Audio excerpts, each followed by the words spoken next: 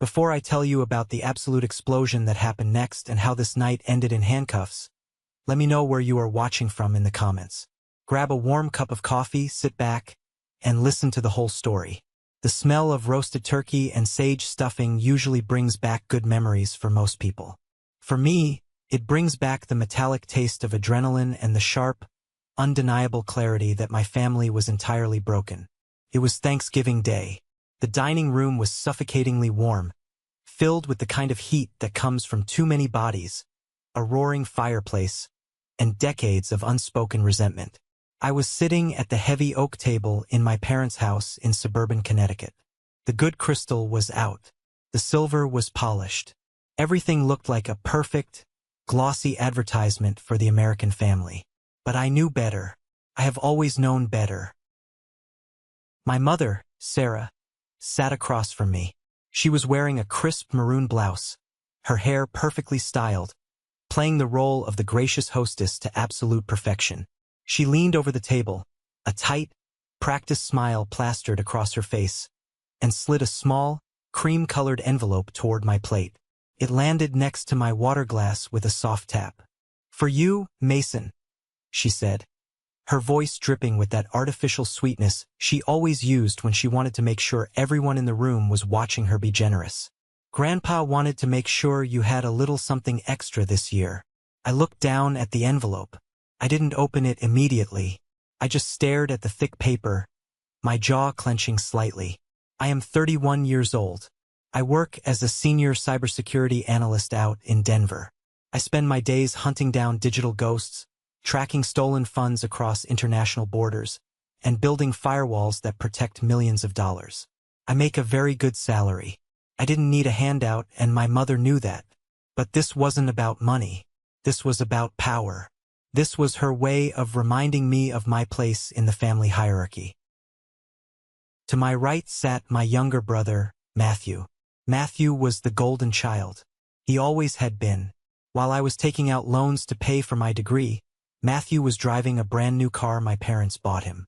While I was pulling all-nighters to secure a promotion at my firm, Matthew was posting photos of himself on yachts, courtesy of his wealthy fiancée, Julian, who was sitting right next to him, swirling an expensive glass of Cabernet. I picked up a silver butter knife, slid it under the flap of the envelope, and opened it. Inside was a personal check. I pulled it out. $200. It was made out to me. At the bottom right corner was my grandfather's signature. Arthur. The handwriting was shaky, the ink slightly uneven, showing the undeniable tremor of an 82-year-old man who had worked with his hands his entire life. I felt a cold knot form in my stomach. It wasn't the amount that bothered me. Grandpa Arthur was the only person in this family who ever gave a damn about me. If he wanted to give me $2, I would have framed it. What bothered me was the context.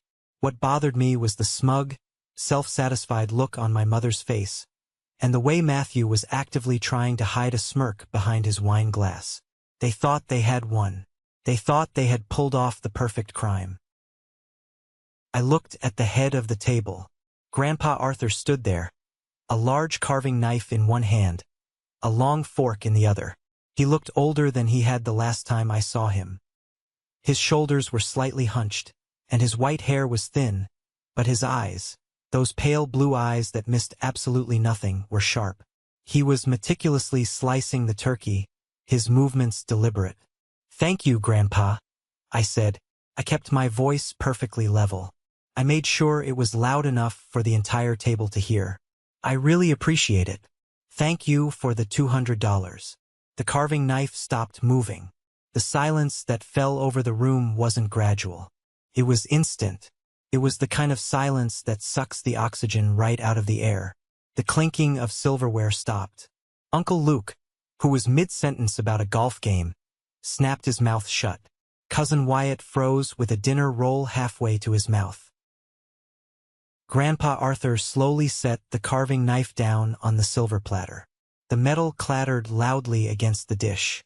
He planted both of his hands firmly on the edge of the table and leaned forward. He didn't look at my mother. He didn't look at Matthew. He looked straight down the length of the table, directly into my eyes. His brow furrowed in genuine confusion, But beneath that confusion, a dark, terrible storm was gathering. "What 200?"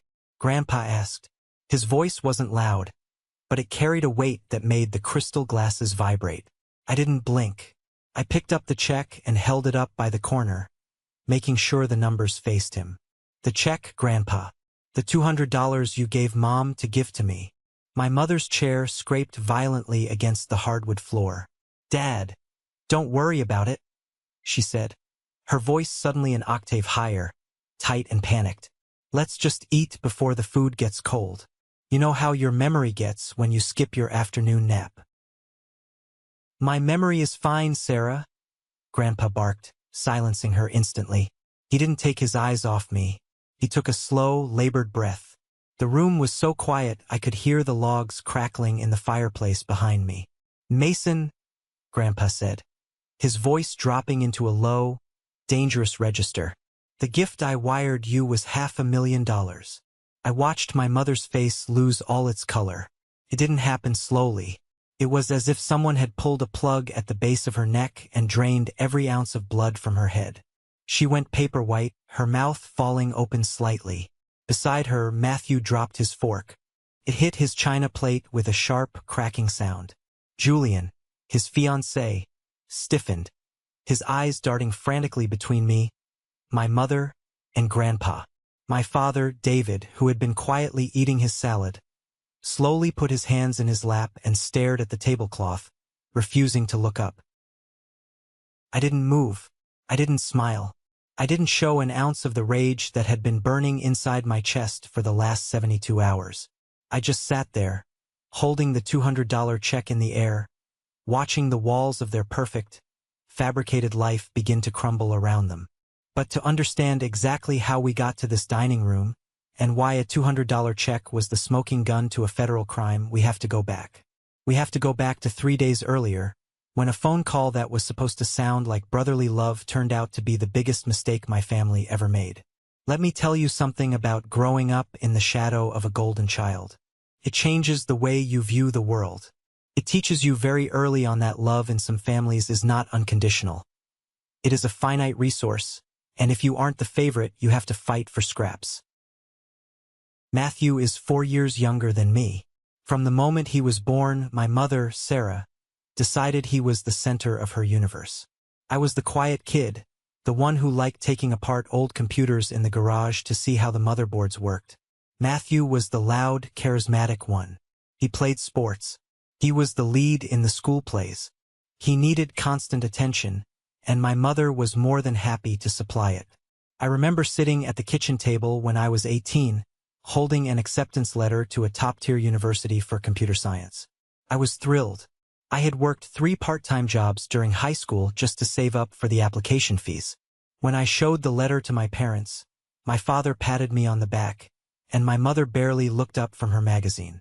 "That's nice, Mason," she had said, "but we need to talk about tuition. We've decided we need to dip into your college fund to help pay for Matthew's private football coaching. You understand, right? You're smart. You can get loans. Matthew needs this for his future." I didn't argue. I just packed my bags, took out a mountain of student debt, and moved to Colorado. I built my life from scratch. I worked my way up the corporate ladder, moving from a junior IT guy to a senior cybersecurity analyst. I made a name for myself. I bought my own house. I built a life that had absolutely nothing to do with them. The only reason I ever went back east was for Grandpa Arthur. Grandpa was my shield. When I was a kid, he was the only one who would sit in the garage with me while I messed around with circuit boards. He was a retired structural engineer, a man who believed in hard work, logic, and building things that lasted. He saw through my mother's blatant favoritism, and he hated it. "You keep building, Mason," he used to tell me, his heavy, calloused hand resting on my shoulder. "Let them have the spotlight. The spotlight burns out. A solid foundation stands forever." When my grandmother passed away 5 years ago, the funeral was a nightmare. My mother spent the entire time treating the wake like a social networking event, making sure everyone saw how devastated she was. It was Grandpa and I who stood quietly by the casket. After the funeral, Grandpa pulled me aside. He told me he was setting up a joint bank account in both our names. "I'm putting some money in there," he had said, his voice thick with grief. "It's your cushion. If you ever need to buy a house or start a business, or if you just need a safety net, it's ours. Nobody else touches it. Not your mother, not your father, and certainly not Matthew." I had promised him I wouldn't touch it unless it was an absolute emergency. For 5 years, I kept that promise. I monitored the account out of habit, mostly just to make sure the bank wasn't charging weird maintenance fees, but the balance always hovered around $5,000. It was a comforting thought knowing it was there. Until 3 days before Thanksgiving. It was a Monday evening. I was sitting in my home office in Denver, watching the snow fall outside my window, wrapping up a forensic audit for a corporate client. My phone buzzed on the desk. The caller ID flashed Matthew's name. I stared at it for a long moment. Matthew and I didn't talk. We didn't text. The only time he ever reached out was when he needed something, usually tech support for a laptop he spilled a protein shake on. I almost sent it to voicemail, but the holidays were coming up, and a small, stupid part of me thought maybe he was calling to coordinate travel plans from the airport. I picked it up. "Hello. Hey, Mason. Big bro. How's the frozen tundra?" Matthew's voice was too loud, too cheerful. It had that forced, artificial cadence of a salesman trying to hit a quota. "It's fine, Matthew. What do you need?" I asked, skipping the pleasantries. "Wow, straight to business. I like it," he chuckled, though it sounded nervous. "Listen, I was actually calling about Thanksgiving this Thursday. Mom and I were talking, and we were thinking, maybe you should sit this one out." I stopped typing on my keyboard. The silence stretched between us. "Sit this one out?" I repeated slowly. "Yeah, man," Matthew said, his tone shifting into something that was supposed to sound sympathetic. "Look, Grandpa isn't doing so great. Dr. Gray came by last week, and he said Grandpa's heart is weak. He needs absolute peace and quiet. You know how stressful it gets when the whole family is together. Plus, flights from Denver last minute are, what, $1,000? You should save that money for yourself. Use it to pay down your mortgage or something. We'll FaceTime you during pie. It's better this way." I leaned back in my chair. My eyes narrowed. Matthew giving financial advice? Matthew caring about my mortgage? That was the first red flag. The second was Grandpa's health. I had spoken to Grandpa Arthur on FaceTime just 2 days ago. He had been out in his yard, fixing a broken latch on his garden gate. He looked tired, sure, but his mind was sharp, and he certainly wasn't on his deathbed. "Dr. Gray said he needs peace and quiet?" I asked, keeping my voice perfectly neutral. "Exactly." Matthew jumped on the agreement too fast. Any excitement could be really bad for him. Mom is super stressed about it. So, just stay in Denver, enjoy the snow, and we'll see you at Christmas. Maybe. "All right," I said. "Thanks for letting me know, Matthew." "Anytime. Bro, love you." He hung up before I could reply. I put the phone down on my desk. The silence in my office felt heavy. Something was wrong. The hairs on the back of my arms were standing up. In my line of work, you learn to trust that instinct. When a system administrator suddenly tells you not to check a specific server because it's under maintenance, that's the server you check first. When my brother, who hasn't cared about my existence in a decade, suddenly cares about my travel expenses and Grandpa's stress levels, there is a fire burning somewhere, and he is trying to hide the smoke. I didn't call my mother. I didn't call Grandpa. Instead, I pulled up a new tab on my secure browser. I logged into my banking portal. I navigated to the joint account I shared with Grandpa Arthur. I hadn't looked at it in a few months. My heart was beating a steady, rhythmic thud against my ribs. I don't know what I expected to see. Maybe my mother had convinced Grandpa to drain the $5,000 to pay for catering. Maybe Matthew had somehow gotten a hold of the debit card number. The dashboard loaded. I looked at the balance. Available balance, $5,247.18. I let out a breath I didn't know I was holding. It was fine. The money was still there. I rubbed the bridge of my nose, feeling foolish. I was letting my paranoia get the best of me. Matthew was probably just being his usual selfish self, not wanting me around to steal attention from him and his fancy new fiancée. I reached for my mouse to close the window, but my hand stopped. I am an analyst. I don't look at summaries. I look at data. I clicked on the tab that said Transaction History. I set the filter to show the last 6 months. The screen refreshed, pulling up a long list of minor interest accruals and the occasional small deposit Grandpa made from his pension.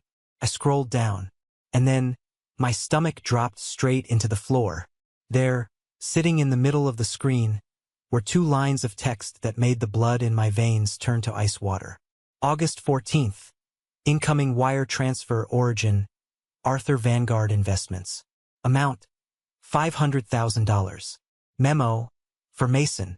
Build something lasting. August 15th. Outgoing wire transfer, destination. External account ending in 7392. Amount, $499,800. Memo, investment transfer. I stared at the screen. I stopped breathing. The numbers blurred together, and for a second, a wave of pure, unadulterated nausea washed over me. $500,000. Grandpa had wired $500,000 into our joint account. A life-changing amount of money, an inheritance given early, and less than 24 hours later, almost all of it was gone. My eyes locked onto the math. $500,000 came in. $499,800 went out. $200. They left exactly $200 of the transferred money behind. My hands curled into fists on my desk. I knew exactly what that was. That wasn't a mistake. That was a calculated, deliberate move. In banking software, if a massive deposit hits an account and is immediately drained to zero, it triggers a high-level automated fraud alert. The algorithms flag it as a potential account takeover or money laundering scheme. But if you leave a fraction of the funds behind, just enough to keep the account active and looking like a normal transaction, it often bypasses the first layer of security checks. Whoever took this money wasn't an amateur. They had planned this. And then I realized what Matthew's phone call was really about. If I didn't come to Thanksgiving, I wouldn't see Grandpa. If I didn't see Grandpa couldn't ask me what I was going to do with the $500,000 he sent me. They were buying time. They thought they could keep me away long enough to cover their tracks, or maybe gaslight Grandpa into thinking he never sent it at all. I picked up my phone. I didn't call the standard customer service line. I scrolled through my contacts until I found a number I hadn't used in 2 years. The phone rang twice before a deep, gravelly voice answered. Elijah, I said, my voice tight. Mason? Well, I'll be damned. Long time no see, man. You still freezing your ass off in Denver? Elijah was a former colleague of mine, a guy who had moved from private sector cybersecurity over to the fraud division of the very bank my grandpa and I used. He was brilliant, ruthless, and owed me a massive favor for helping him untangle a ransomware attack back in 2021. I need a favor, Eli. A big one. And it needs to be off the books for about 10 minutes. His tone shifted instantly. The jovial greeting vanished. Give me the account number. I read it to him. I heard the rapid clacking of a mechanical keyboard on his end. All right, I'm in, Elijah said. What am I looking at? August 14th and 15th. A wire in for $500K. A wire out for $499,800. I need to know where that outgoing wire went, and I need to know who authorized it. There was a long silence on the line. I could hear Elijah breathing. Jesus, Mason. Okay, let me dig into the authorization logs. More typing. All right, the outgoing wire was initiated online. IP address traces back to a residential ISP in Stamford, Connecticut, my parents' town. Who authorized it? I demanded. The account requires dual signatures for transfers over $50,000. Hold on, Elijah muttered, checking the document repository. Yeah, here it is. The dual signature requirement was overridden. Someone uploaded a power of attorney form on August 10th. It grants full financial control of your grandfather's assets to a primary beneficiary. Who? I asked, though I already knew the answer. Sarah Graves. Your mother. The words hit me like a physical blow.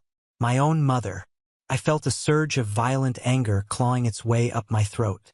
She doesn't have a power of attorney, I growled. Grandpa is perfectly lucid. He would never sign that. I'm looking at the document right now, Mason. It's notarized. It has your grandfather's signature.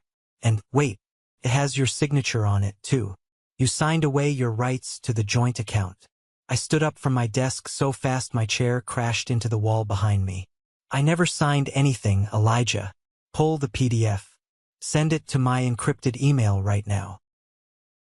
Sending, he said. Mason, if this is what it looks like, this is a federal felony.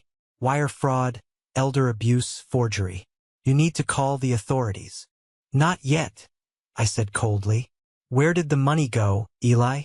What's the destination account? The receiving account ending in 7392. Elijah read off the screen. It's a corporate account registered in Delaware. The entity name is Golden Years LLC. Thank you, Eli. I owe you. I hung up. My email pinged. I opened the encrypted file Elijah sent me. It was a scanned copy of a legal document. Durable power of attorney for financial management. It looked incredibly official. There were stamps, legal jargon, and a notary seal from some strip mall office in Stamford.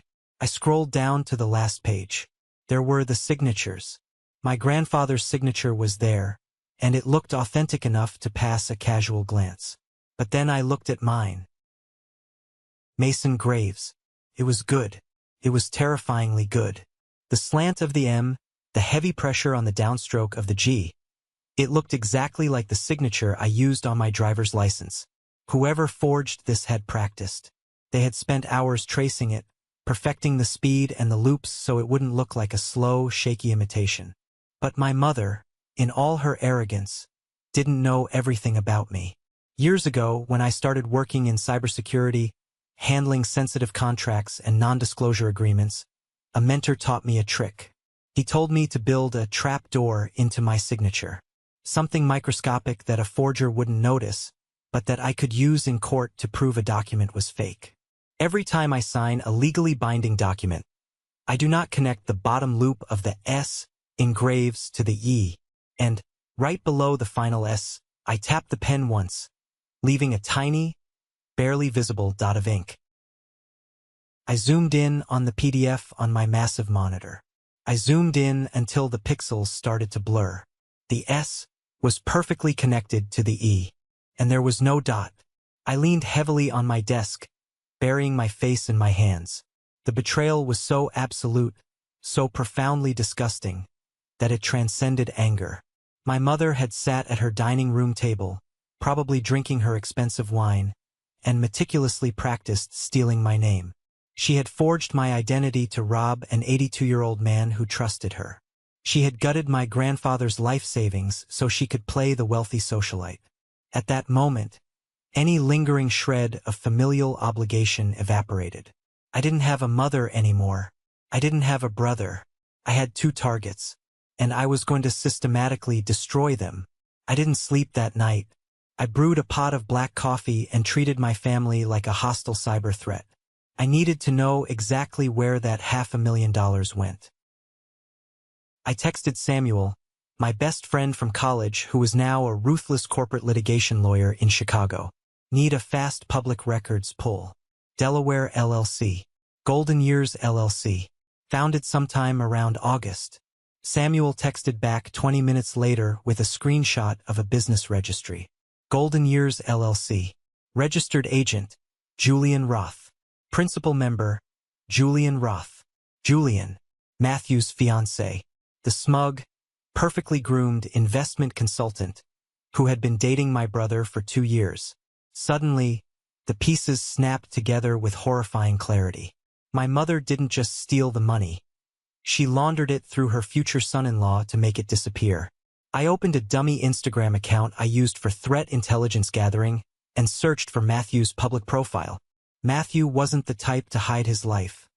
His entire existence was based on external validation. His feed was a continuous stream of filtered photos, expensive dinners, and luxury vacations. I scrolled back to mid-August. August 10th, the day the fake power of attorney was filed.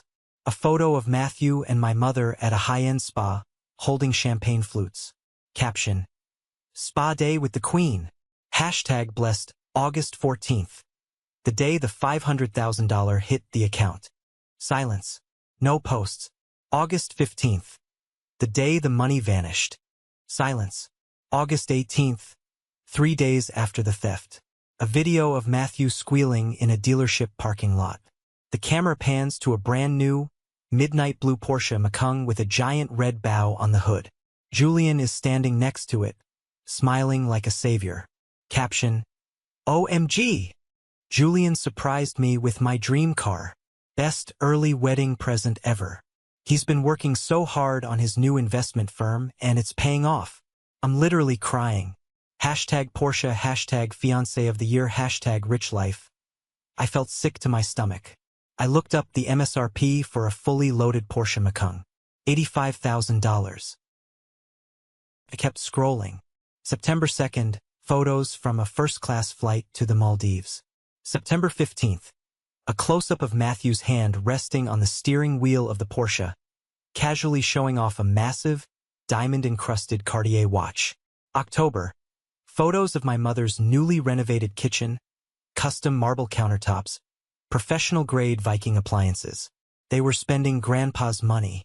They were literally parading his life savings around on the internet, slapping filters on it, and begging strangers for likes. They had taken a gift meant to build something lasting and turned it into leased cars and kitchen cabinets. I took screenshots of everything. Every post, every timestamp, every caption. I downloaded the videos. I built a digital dossier that was bulletproof. By the time the sun came up over the Rocky Mountains, I had a folder on my desktop named Thanksgiving. Inside were 52 pieces of hard, irrefutable evidence of felony wire fraud. I picked up my phone, opened my text messages, and clicked on Matthew's name. Hey Matt, looked at my schedule. I got my shifts covered. I'm booking a flight now. See you Thursday. I hit send. I didn't wait for his reply. I closed my laptop and went to pack. I didn't pack clothes for a long weekend. I packed for a tactical extraction. I went to a local office supply store right when it opened. I walked down the aisles with a cold, singular focus. I bought 5 heavy-duty, black leather-bound presentation folders. The kind lawyers use when they are handing over discovery documents in a massive corporate lawsuit. I bought a ream of high-quality, thick paper. When I got home, I hooked up my laser printer. I printed everything. I printed the bank statements showing the exact moment the $500K entered the account and the $499.8K left. I highlighted the $200 left behind in bright, screaming yellow ink. I printed the forged power of attorney. I printed an enlarged, high-resolution comparison of my real signature side by side with my mother's forgery, circling the missing trapdoor dot in red marker. I printed the Delaware registry papers proving Julian owned Golden Years LLC. And finally, I printed glossy, full-color pages of Matthew's Instagram posts. The Porsche, the Cartier watch, the Maldives, the kitchen renovation. Next to each photo, I typed out the estimated cost of the items. I punched holes in the paper and bound them perfectly into the 5 black folders. They were heavy. They felt like bricks in my hands. They were the physical manifestation of my family's betrayal. I put 4 of the folders into my hardshell carry-on suitcase. The 5th folder I slid into my laptop bag. My phone buzzed constantly during the drive to the Denver airport. It was Matthew panicking. Bro, you really don't have to come. Seriously, Mom is freaking out about the cooking. We don't have enough food. Mason, Grandpa is really tired today. It's a bad idea. I ignored them all. I walked through airport security, boarded my flight, and watched the snow-capped mountains disappear beneath the clouds. I wasn't nervous. I felt an eerie, unnatural calm. The kind of calm a demolition expert feels right before they push the detonator. The Uber dropped me off at the end of my parents' long driveway on Thursday afternoon. The sky was an overcast, slate gray, and the air was biting cold. Parked right in front of the two-car garage, gleaming obnoxiously, was the midnight blue Porsche Macan. I stood there for a moment, just staring at it. I could almost see Grandpa Arthur's hard-earned pension bleeding through the expensive paint job. I gripped the handle of my suitcase, the wheels grinding against the pavement as I walked up to the front door. I didn't knock. I just walked in. The house smelled like roasted meat, expensive candles, and sheer panic. "Mason!" My mother practically shrieked from the kitchen. She came bustling out, wiping her hands on an immaculate apron. Her smile was so wide, so tight, it looked like it was causing her physical pain. She threw her arms around me, pressing her cheek against mine. "You made it! We are so happy you're here, even though it's such a surprise." "Hi, Mom," I said, keeping my arms at my sides. I didn't hug her back. Matthew emerged from the living room, a glass of wine in his hand.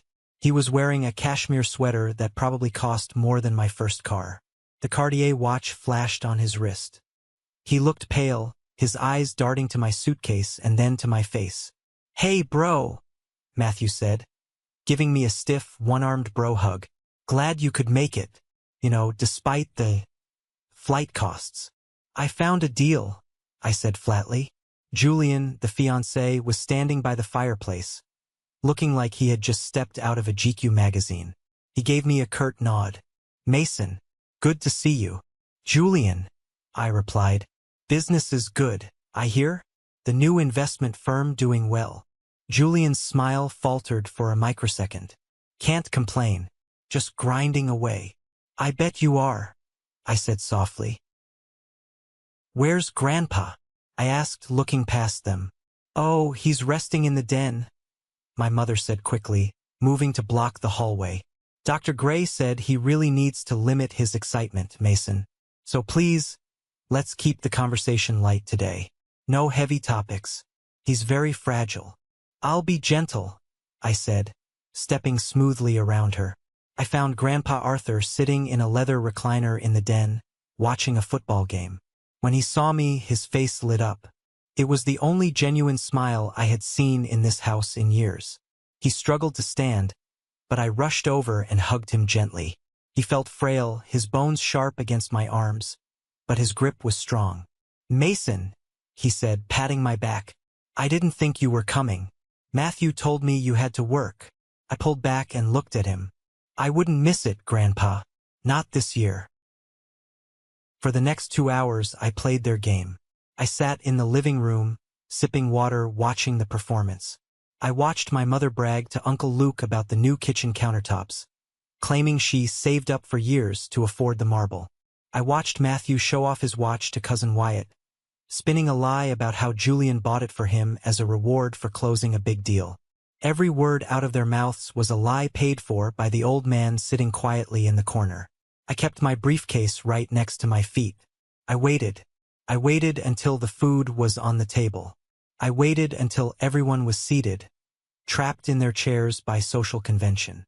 I waited until my mother handed me that envelope with the $200 check. And then I pulled the pin. Let's go back to that dining room table. The air was so thick you could cut it with the silver carving knife sitting next to the roasted turkey. My grandfather had just dropped the bomb that shattered the perfect illusion. "The gift I wired you was $500,000. The silence that followed wasn't just quiet. It was a physical weight pressing down on the room. I watched my mother, Sarah. I watched her brain misfire as it tried to process the fact that her perfect crime was unraveling in real time. She sat completely frozen for 3 agonizing seconds. Her eyes darted wildly around the room, looking at the crystal glasses, the mashed potatoes, the faces of our extended family, looking for any possible way out of the trap. She tried to force a laugh, came out sounding like a dry, desperate heave. "Dad, you are confused," she said, her voice shaking so badly it vibrated. She reached out and patted the air in his direction. "You didn't wire $500,000 to anyone. Your medication is making your memory fuzzy again. Remember what Dr. Gray warned us about? He said the blood pressure pills might cause these little episodes. I felt a surge of pure, unadulterated disgust burn the back of my throat. She was gaslighting him right in front of the entire family. She was actively using his age and his health as a weapon against him to cover up her felony. She was willing to let everyone at this table think this proud, brilliant man was losing his mind, just to protect her stolen wealth. I am not confused, Sarah, Grandpa said. He leaned heavily on the edge of the heavy oak table, his knuckles turning white. His voice was like grinding stones. I went to the bank. I sat with the teller. I authorized the transfer. I wanted Mason to have his inheritance early so I could watch him build his life while I am still here to see it. Where is the money? My mother opened her mouth to spin another lie, but I didn't let her. I stood up. My chair scraped loudly against the hardwood floor. I reached down to the floor and picked up my heavy leather briefcase. I hoisted it up and set it directly on the dining room table, right next to the gravy boat. I popped the brass latches. The sharp click-clack echoed loudly in the silent room. I reached inside and pulled out the 5 thick, black leather-bound presentation folders. They were heavy, filled with high-gloss paper and undeniable facts. I slid the first one down the polished wood of the table directly to Grandpa Arthur. I handed the second one to Uncle Luke, who was staring at me with his mouth slightly open. I tossed the third one right in front of my father, David. I kept one for myself, and I left the last one sitting in the center of the table. Open them, I said. Nobody moved. They just stared at the black covers like they were explosive devices. I said, open them. I repeated, my voice dropping an octave. Uncle Luke hesitated, his hands trembling slightly, then flipped open the heavy black cover. Grandpa put on his wire-rimmed reading glasses and opened his copy. Turn to page 1, I instructed. My voice was completely flat. I wasn't yelling. I didn't need to yell. The truth was loud enough to deafen them. Page 1 is a certified, stamped bank statement from the joint account Grandpa and I share. Look at the date, August 14th. You will see an incoming wire transfer of exactly $500,000. Grandpa traced the line on the paper with his thick, wrinkled finger. Yes, he whispered, his voice catching slightly. That is my transfer. That is my life savings. Now look at the very next line, I said.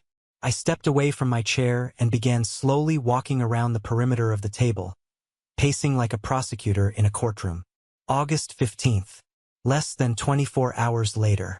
An outgoing wire transfer of $499,800.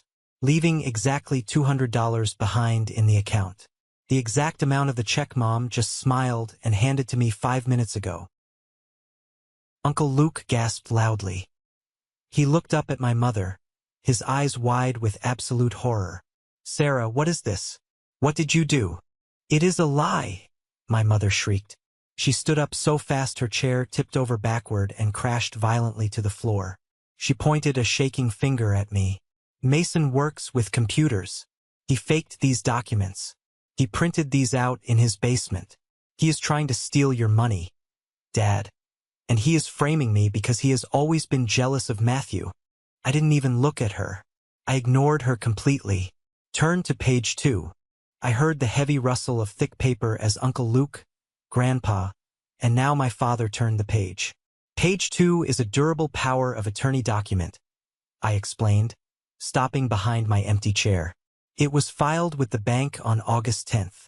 It grants Sarah Graves full, unrestricted control over Grandpa's financial assets. It has Grandpa's signature at the bottom. And right next to it, it has my signature, supposedly waiving all my legal rights to the joint account. I never signed this, Grandpa whispered. A tear slipped down his weathered cheek, landing on the paper. I never gave her control. I would never do that. I know you didn't, Grandpa, I said softly, looking at him. Then my eyes hardened as I looked across the table. And neither did I. Everyone, look closely at the red circle I drew on that page. Look at my signature. I handle highly classified corporate contracts for my salary. When I sign my name on anything legally binding, I leave a microscopic dot of ink right under the last letter. It is a security habit I learned years ago to prevent exactly this. The signature on that paper is a masterful, perfect forgery. But it is missing the dot. Mom practiced tracing my name for hours, but she missed the security trap. Matthew was hyperventilating now. He gripped the edge of the table, his knuckles turning stark white, his chest heaving. "Mom!" he gasped, sounding like a terrified child. "Mom! Tell them it isn't true. Mom! Do something. Fix this." "Turn to page 3, I commanded, my voice cutting through Matthew's panic like a blade. This was the kill shot. This was the moment the entire house of cards was going to come crashing down on their heads.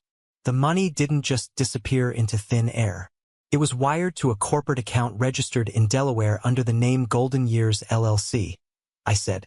I stopped walking and stood directly behind Julian, Matthew's perfectly groomed, wealthy fiancé. Julian was sitting rigidly in his chair, staring straight ahead, a bead of sweat forming at his hairline. Page 3 is the official state registry for Golden Years LLC. You will see the registered owner, the sole beneficiary, and the principal member is Julian Roth. The man sitting right there. Every single head at the table snapped toward Julian. Uncle Luke looked like he was going to be sick. Julian's fake, expensive spray tan suddenly looked like a sickly, ashen shade of gray. "Julian!" Matthew's voice cracked. He reached out to touch Julian's arm. "Julian, what is he talking about? Tell them he's lying."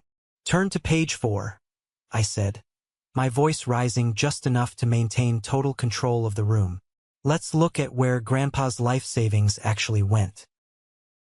"You hacked my phone," Matthew screamed, tears streaming down his face, ruining his perfectly styled hair. "You violated my privacy. You can't use that. You posted it publicly on the internet, you absolute idiot." I shot back, the anger finally bleeding into my voice. "You stole $500,000 from your own grandfather, and you bragged about it to thousands of strangers online. It was an investment," my mother cried out. She was completely cornered, her chest heaving, her eyes wild. The lies were unraveling faster than her brain could spin them. Julian was going to invest it for us. We were going to double the money and give it back to Dad. We were trying to help the family grow our wealth. "Dad, please, you have to believe me. Julian doesn't have an investment firm," I stated clearly, driving the final nail into the coffin. "My lawyer pulled his licensing records yesterday afternoon. Julian is a mid-level sales rep who is drowning in $90,000 of credit card debt. Golden Years LLC is a shell company, produces nothing, sells nothing. It was created solely to launder stolen money across state lines." Julian stood up abruptly. His chair scraped violently against the floor, almost tipping over. He didn't look at Matthew. He didn't look at my mother. He looked directly at me. Julian was a lot of things, but he wasn't stupid. He recognized a completely lost battle when he saw one. In the corporate world, when the ship is taking on water and the feds are circling, the rats jump ship first to save themselves. "I am out," Julian said. His voice was cold, clipped, and completely devoid of the charming, warm facade he had displayed just an hour ago. "Julian, wait, where are you going?" Matthew cried, jumping up and reaching out to grab his fiancée's arm. Julian yanked his arm away with such force that Matthew stumbled backward. "Don't touch me," Julian snarled, his face contorted in panic and rage. "I told your mother this was too risky. I told her the bank would flag a massive withdrawal from a retirement fund. I only set up the LLC because she swore to me that you all agreed to it as an early inheritance. I am not going to federal prison for your insane, toxic family." Julian reached into his tailored suit pocket. He pulled out the small velvet box that held the matching Cartier engagement ring, the ring he had bought with my grandfather's stolen money. He tossed it onto the table. It landed right in the center of the mashed potatoes. "Consider the engagement off," Julian said, adjusting his cuffs with shaking hands. "Do not contact me. I am calling my lawyer." Julian turned on his heel and walked fast toward the front door. The heavy oak door slammed shut behind him, rattling the picture frames on the hallway wall. Matthew collapsed back into his chair, burying his face in his hands, sobbing uncontrollably. The golden child, the boy who had never faced a single consequence in his entire life, was finally hitting a wall he couldn't charm or cry his way over. His perfect, curated life was reduced to rubble in less than 10 minutes. My mother was breathing heavily, her chest heaving as she stared at the door Julian had just walked through. The reality of her situation was finally crashing down on her. She looked wildly at my father. "David, do something," she begged, her voice shrill and desperate. "Tell him to stop this. Talk to your son." My father, who had been dead silent this entire time, staring at the black folder in front of him, finally looked up from his untouched plate. He looked at me, his eyes wide and pleading. He looked small. He looked incredibly weak. "Mason, please," my father said softly, his voice trembling. "Put the folders away. Let's just sit down. Your mother made a terrible, terrible mistake. She let her desire to provide for Matthew get completely out of hand. But we are family. We can fix this without tearing each other apart. We can sell the Porsche. We can stop the kitchen renovations and get a refund on the materials. We will pay Grandpa back every single cent over time. Just please, Mason, do not do this. Do not destroy this family." I stared at the man who had raised me. I felt a cold, hard knot form in the dead center of my chest. It was a realization so ugly, so profound, that it almost took my breath away. "You knew?" I realized aloud, the words tasting like ash in my mouth. My father swallowed hard, his Adam's apple bobbing. He couldn't maintain eye contact. He looked down at his lap. He knew. He sat in this house every single day, eating meals prepared in a kitchen paid for by stolen money, watching his youngest son drive a stolen luxury car, and he did absolutely nothing. He let his wife forge my signature. He let his wife rob his own 82-year-old father-in-law because he was too much of a coward to stand up to her. He preferred the peace of a quiet house over the integrity of his own soul. "You are just as guilty as she is," I said, my voice filled with a quiet, terrifying disgust. "You watched them steal Grandpa's security, you watched them steal my name, and you let it happen. You are an accomplice. You don't have a son named Mason anymore. Lose my number." I turned my attention away from the pathetic man I used to call my father and looked back to the head of the table. Grandpa Arthur was standing tall. The slight hunch in his shoulders, the frailty I had seen earlier, was completely gone. He looked like the structural engineer he used to be. A man made of steel, concrete, and unyielding mathematics, inspecting a bridge that had catastrophically failed due to cheap materials. He looked at my mother. "Sarah," Grandpa said. His voice was terrifyingly calm, devoid of any warmth or paternal affection. "Pack your things. You and the boy have exactly 2 hours to get your belongings out of my house." "Dad, no. Please," she begged, falling to her knees on the hardwood floor, tears ruining her perfect makeup. "This is my home. Where are we supposed to go?" "I pay the mortgage," Grandpa reminded her coldly, looking down at her like she was a stranger asking for spare change. "I bought this house. I let you live here rent-free so you could save money for your future. Clearly, you used that opportunity to plot how to rob me blind. Get out, before I pick up that telephone and have the police escort you off the property in handcuffs." My mother opened her mouth to argue, to scream, to plead again, but the look in Grandpa's eyes stopped her dead. It was the look of a man who had completely and permanently severed a blood tie. There was no coming back from this. The rest of the evening was a surreal blur of frantic, humiliating packing. Uncle Luke and Cousin Wyatt left immediately, muttering awkward apologies to Grandpa, wanting absolutely nothing to do with the nuclear fallout. I sat in the den with Grandpa. We didn't turn the television on. We just sat in the quiet, drinking black coffee, listening to the frantic thudding of footsteps upstairs.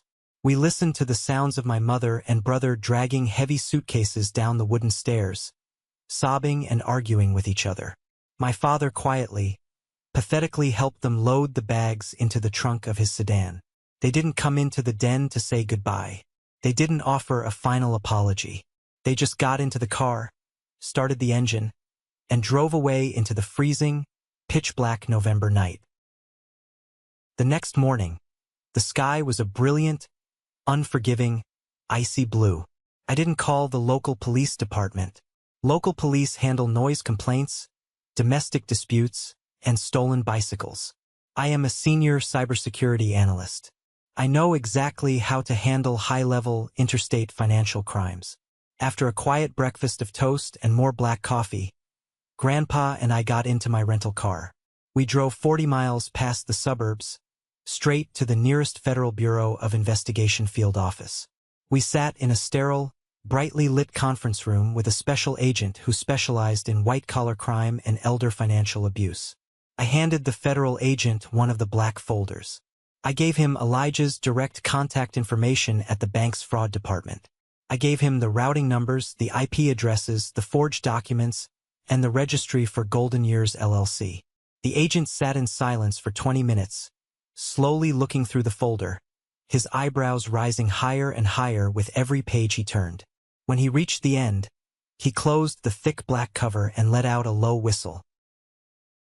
"You did our entire job for us, Mr. Graves," the agent said, looking at me with genuine respect. "We have dedicated task forces that take months to build a paper trail this clean. We will be issuing immediate, federal freeze orders on all bank accounts associated with Sarah Graves, Matthew Graves, and Julian Roth by 3 o'clock this afternoon. Nobody is moving a dime. It was over.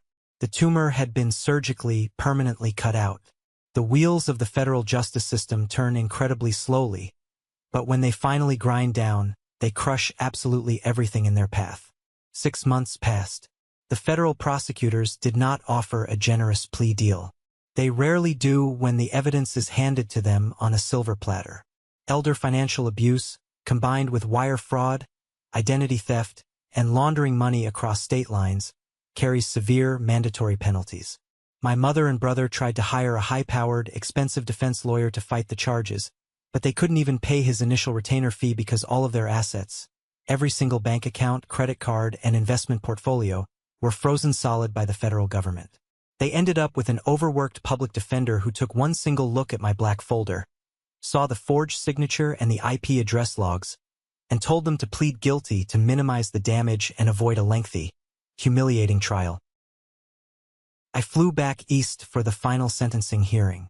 The federal courtroom was vast, intimidating, and quiet, smelling heavily of polished wood, floor wax, and impending doom. I sat alone in the back row of the gallery. I didn't sit with my father.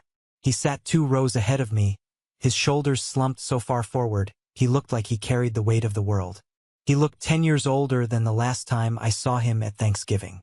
The judge did not mince his words when he delivered the sentence. He looked down from the bench with absolute disgust. He called their actions a predatory, highly calculated betrayal of the most sacred familial trust, driven by nothing but vanity and grotesque greed. Sarah Graves, my mother, received 18 months in a federal correctional facility, followed by 3 years of supervised probation and mandatory restitution. Matthew Graves, the golden child who could do no wrong, received 12 months. I watched the federal bailiff step forward, ask them to stand, and place them in handcuffs. I watched them be led away through the side door. My mother looked back at me over her shoulder one last time, her eyes filled with a toxic, swirling mixture of anger, blame, and disbelief. Matthew was just crying silently, his shoulders shaking in his cheap suit. I didn't feel a shred of pity. I didn't feel sad. I didn't feel the urge to cry. I just felt an overwhelming, incredible sense of relief. The heavy, suffocating weight I had carried since childhood, the constant feeling of not being good enough, the manipulation, the favoritism was finally permanently gone. The financial fallout was absolute and devastating for them. The midnight blue Porsche Macan was seized by federal marshals and sold at a government auction. The custom marble kitchen was torn out by angry contractors who slapped a mechanic's lien on my father's house because my mother's checks had all bounced. Julian managed to avoid serving hard prison time by immediately turning state's evidence. He flipped on my mother the second the FBI knocked on his door, handing over all emails and text messages proving she was the mastermind behind funding the LLC. He walked away with a massive, crippling federal fine, 5 years of probation, and a completely ruined career in the finance sector. No reputable firm would ever hire him to manage money again. As for Grandpa Arthur, he didn't want to stay in Connecticut anymore. The large house held far too many dark, painful memories of the daughter who tried to ruin him. 3 weeks after the sentencing hearing, I flew out, rented a moving truck, and helped him pack up the things that mattered. We left the heavy furniture behind. We drove across the country together, taking our time, stopping at roadside diners, drinking bad coffee, and looking at the vastness of the mountains as we crossed into Colorado. He moved into the large guest bedroom of my house in Denver. It took a few months for his 82-year-old lungs to adjust to the high altitude, but soon enough, he was out in my backyard, wearing his old work gloves, building a massive, beautiful cedar deck with his own 2 hands. We fell into a quiet, incredibly comfortable routine. We drank coffee on the back porch in the crisp mornings. We watched baseball games in the evenings. For the very first time in my entire life, I had a family environment that felt genuinely safe. There was no walking on eggshells. There was no competing for affection. One evening in late spring, while we were sitting on that brand new cedar deck, watching the sun dip behind the Rockies, Grandpa reached into his jacket pocket and handed me a thick manila envelope. I opened it carefully. Inside were legal documents, heavily stamped and notarized, prepared by my friend Samuel, the corporate lawyer in Chicago. It was a completely new trust fund. I recovered most of the money, Grandpa said quietly, staring out at the mountains catching the pink and orange sunset. The FBI seized the LLC assets, liquidated what they could from Julian and your mother, and returned it. It is all sitting in this new trust. It requires dual authorization for any withdrawal, managed independently by Samuel's law firm, and it is entirely legally in your name. I looked down at the dense legal paperwork, seeing the numbers printed on the page. Grandpa, you don't have to do this. I told you I make a very good salary. I don't need the money to survive. Grandpa reached over and placed his heavy, calloused hand firmly over mine. I know you don't need it to survive, Mason, he said, his pale blue eyes locking onto mine. That is exactly why I want you to have it. You protect what matters. You built a solid foundation when no one else was helping you. Family is not about shared blood. Blood just means you are biologically related. Family is about protection. You protected me when I was vulnerable. Now, I want you to use this to protect your future. Consider it your ultimate promotion. I didn't argue with him this time. I took the pen he offered me. I signed the paperwork, making absolutely sure to include the tiny, microscopic dot under the last letter of my name. The mail carrier dropped a large stack of letters onto my front porch yesterday afternoon. I brought it inside, sorting through the utility bills and the glossy junk mail advertisements until I found a thick, plain white envelope. There was no return address written on it, but I recognized the handwriting instantly. The loopy, dramatic, sweeping script belonged to Matthew. The postmark stamped across the top corner was from a low-security federal correctional facility in Pennsylvania. I stood in my kitchen and held the envelope in my hands for a long moment. I could feel the sheer thickness of the folded pages inside. It was probably 8 or 10 pages long. Knowing Matthew, knowing the way his mind worked, it was likely filled with endless excuses, sob stories about how hard the prison food is, complaints about his cellmate, and desperate demands for me to put money into his commissary account so he could buy better snacks. Maybe, if I dug deep enough, there was a fake, highly conditional apology buried somewhere in paragraph 4. 10 years ago, I would have opened it. I would have read every single agonizing word, letting his guilt, his manipulation, and his toxic energy poison my entire day. I would have agonized for weeks over whether I should reply, whether I owed him a second chance because he was my brother. But I am not that person anymore. I walked out of my kitchen and down the hall into my home office. I walked past the framed cybersecurity certifications hanging on my wall. I walked right up to the heavy-duty, cross-cut paper shredder sitting next to my oak desk. I reached out and flipped the power switch. The machine hummed to life with a low, hungry growl. I didn't open the envelope. I didn't even bend the flap to peek inside. I just held it directly over the feeding slot, let go of the paper, and watched the steel blades pull it down into the darkness. The loud, aggressive grinding noise filled the quiet room as 8 pages of toxic history, manipulation, and lies were violently turned into tiny, unreadable strips of confetti. It was, without a doubt, the best sound in the entire world. People often talk about forgiveness like it is a mandatory requirement for moving on with your life. They tell you that holding on to anger is like drinking poison and expecting the other person to die. But what they don't tell you is that setting a hard, impenetrable boundary is not the same thing as holding on to anger. Setting a boundary is an act of pure self-preservation. You do not owe your peace of mind, your time, or your resources to people who actively tried to destroy your life, no matter how much DNA you happen to share with them. My mother and brother tried to use my name, my grandfather's trust, and our family history as a weapon to fund their vanity. I took that weapon away, broke it in half in front of them, and walked away. I am building something lasting now, just like Grandpa told me to, and my front door only opens for people who respect the foundation. Thank you for sticking around and listening to my story. I know it was a heavy one, but it is the harsh reality of what happens when greed and favoritism infect a family. I hope this resonated with you in some way, especially if you have ever felt like the outsider or the scapegoat in your own home. Have you ever found yourself in a similar situation? Have you ever had to draw a hard, unforgiving line in the sand with your own family members to protect yourself and your sanity? Let me know down in the comments. I read every single one of them, and I try to reply to as many as I can. If you made it all the way to this exact moment, hearing the shredder destroy that letter, you are part of the true core of this channel. You are part of the 1% Club. Prove it to me by commenting the letter W for winner down below. It is our secret handshake, letting me know you are one of the amazing, strong people who stayed until the very end. Please hit that like button if you support the way I handled things, and make sure to follow and subscribe so we can keep sharing these incredible journeys together. Until next time, stay safe, trust your gut, and always protect your peace.